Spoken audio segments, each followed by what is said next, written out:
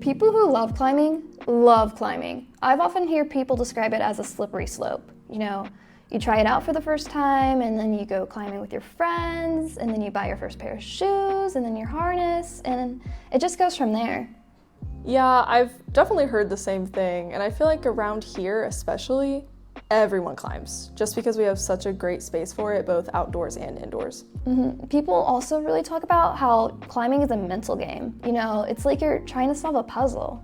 I mean, when you're holding yourself up 15 to 20 feet on the side of a cliff, trying to figure out where to put your hand or foot next, I definitely can imagine how mentally taxing that is, but also rewarding once you finish. Welcome back to our second episode of Ozarks Outdoors, Rock Solid. Today we're going to be exploring the huge communities surrounding rock climbing in Northwest Arkansas, and maybe even trying it out for ourselves.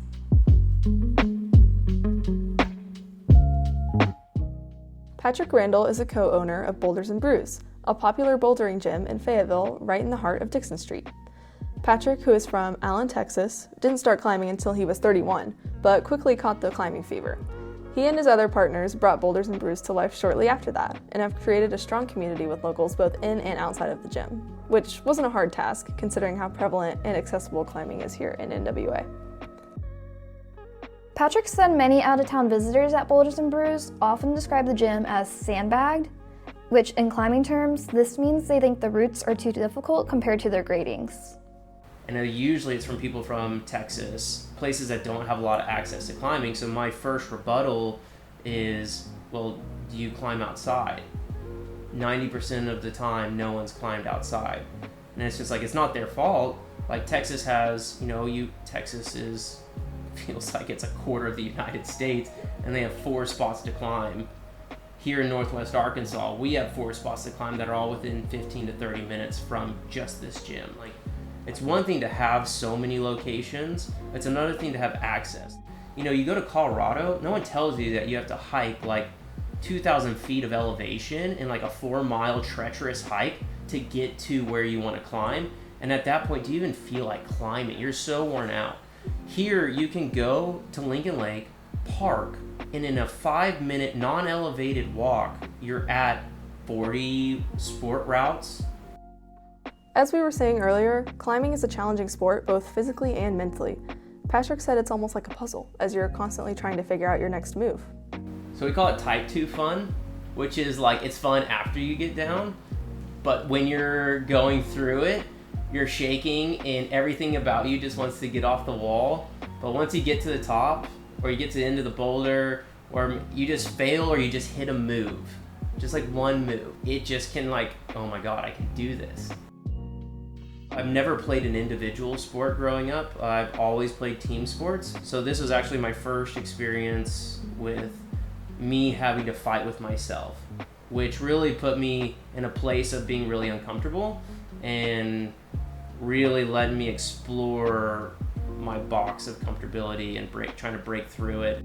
The mental challenges of climbing go beyond the physical act of being on the wall. As Patrick mentioned, the sport can lead to a lot of personal growth.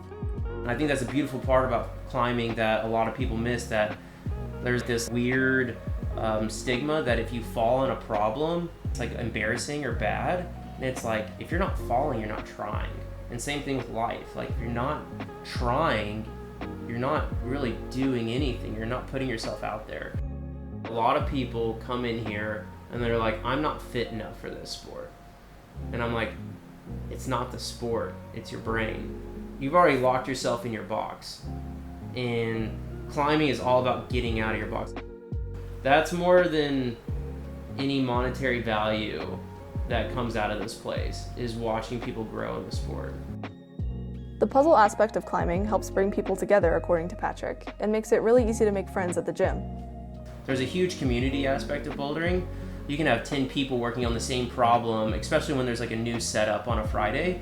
I mean, you have strangers just instantly communicating. And so it's like, what better icebreaker to meet people than being like, hey, how did you work this problem?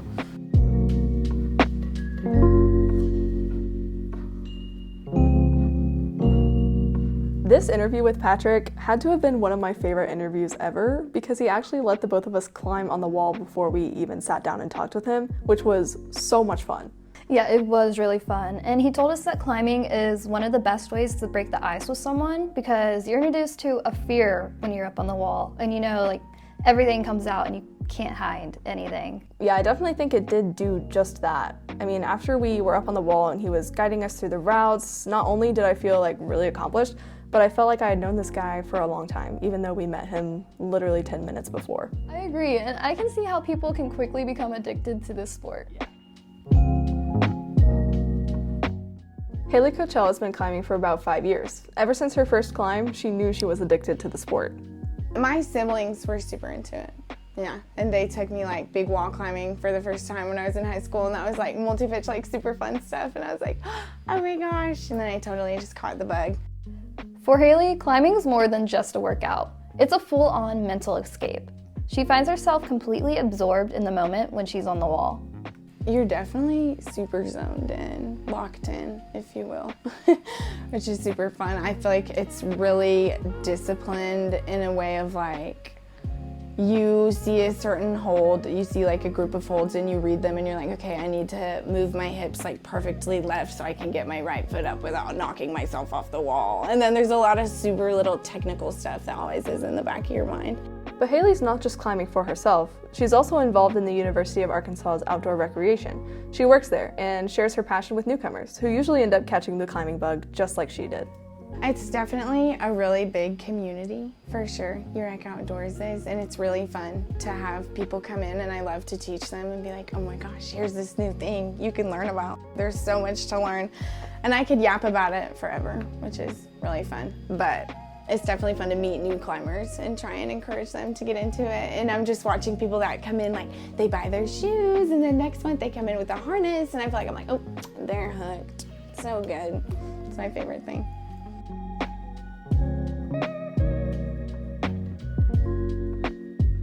Here in Northwest Arkansas, we have many floatable rivers filled with beautiful scenery and flowing water. Each river has its own specialty, like the Buffalo, which is known for ginormous bluffs, and the Mulberry, known for its exciting rapids. In our next episode, we will be diving into the canoeing and kayaking scene, as well as the communities that feel at home on the water, aka the river rats. Make sure to tune into our next episode, Rolling Down the River.